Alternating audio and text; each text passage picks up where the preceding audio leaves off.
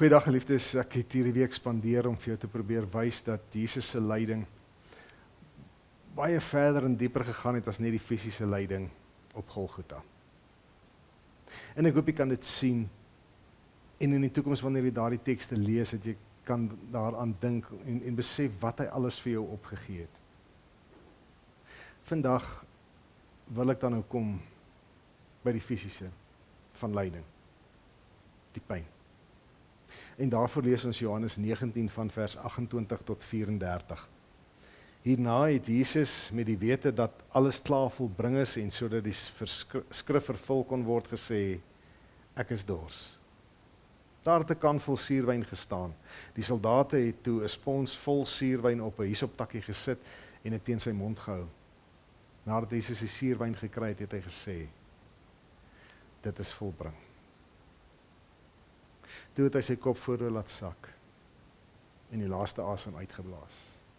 Dit was Vrydag en die Jode wou nie hê dat die liggame op die Sabbatdag aan die kruis moet bly nie, want daardie Sabbat was 'n groot dag. Daarom het hulle vir Pilatus gevra dat die mense wat gekruisig is se bene gebreek en die liggame weggevat moet word. Toe het die soldate gekom en die bene van die eerste een gebreek en ook die van die tweede een wat saam met Jesus gekruisig is. Toe hulle egter by Jesus kom en sien dat hy al klaar dood is, het hulle nie sy bene gebreek nie. Maar een van die soldate het met 'n spies in sy sy gesteek en daar het dadelik bloed en water uitgekom. Ja, ook fisies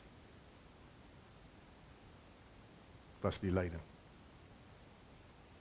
Van die doringkroon wat hy gedra het, tot die katshoue wat hy gekry het, tot alles wat hy aan die kruis ervaar het, die skerp spykers, en die pyn van so aan 'n hout hang. En ons lees hier dat hy heel moontlik dood is voor die ander twee. So dood dat daar geen twyfel was nie, en dit van pyn.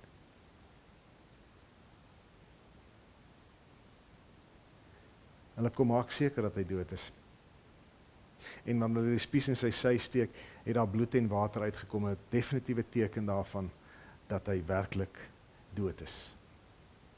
En hulle was tevrede dat hy 'n pynlike dood gesterf het. As ons nadink oor die fisiese, liggaamlike pyn wat Jesus verduur het, moes verduur, dan moet ons erken dit is ondenkbaar. Om sulke skerp dorings op jou kop ingestamp te kry, om sulke spykers deur jou gedryf te kry, daardie verskriklike geeseling wat hy gekry het. Ondenkbaar, ek weet nie hoe is dit menslik moontlik om so iets deur te kon gaan nie. Maar hy het. Dit was ook sy lyding, saam met die emosionele lyding van die res van sy lewe. Hoekom? Sodat ons nooit ook sulke fisiese lyding hoef deur te gaan. Want die straf op die sonde, sê God, is die dood. Maar dan kom Jesus met hierdie lyding, wat uitloop op die uitroep, dit is volbring, sodat iemand soos Paulus in Romeine 5 vers 1 kan skryf. Daar is dus nou vrede tussen ons en God, deurdat ons glo. Ons is versoen met God. Daardie pyn kan ons nie dra nie en wil ons nie dra nie. En sal ons nooit in staat wees om te dra nie. En daarom het Christus dit kom doen. Sodat ons verseker kan weet, ons is versoen met God. Dit is volbring. Die pyn is klaar. Die fisiese offer is afgehandel. En ek en jy kan na God, tot God nader, met 'n opregte hart, met volle geloofsvertroue soos die Hebreërskrywer sê. Want daar is vrede nou weer, tussen ons en God, deur ons Here Jesus Christus.